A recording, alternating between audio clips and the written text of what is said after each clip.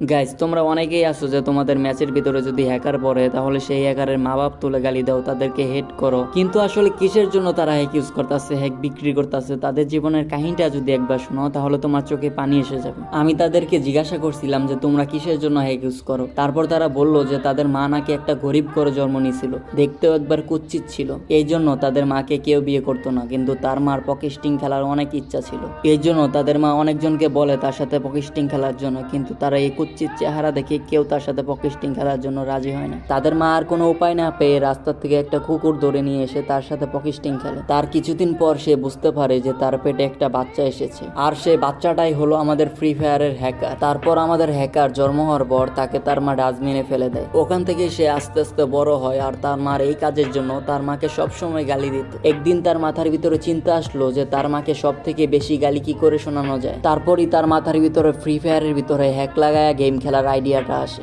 আর তাদের আইডিয়াটা সফলভাবে কাজে লাগে। ঠিক এই জন্য তাদের মা বাপ তুলে গালি দিলে তাদের কোনো যায় আসে না, তারা আরো খুশি হয়।